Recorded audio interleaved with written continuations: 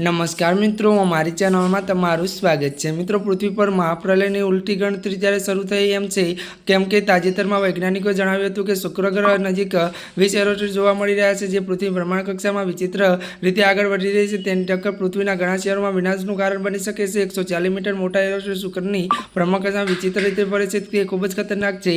ત્યારે વૈજ્ઞાનિકોના મતે ત્યારે સિટી ક્લિયર નામના ત્યારે આ એરોસ્ફિયર મિનિટો ત્યારે શહેરના નાશ કરી શકે છે। જો હાલતમાં તે ફરીથી કોઈ સીધો ખતરો નથી, પરંતુ ભવિષ્યમાં મુશ્કેલી ઊભી કરી શકે છે। આ માટે કોઈ નક્કી તારીખ નક્કી કરવામાં આવતી નથી। જો કે ગુરુત્વાકર્ષણ ઘર્ષણ બાળક લઘુગ્રહોને ખેંચે છે, ભયંકર ટક્કર થઈ શકે છે, જે ગંભીર ચિંતાનું કારણ છે।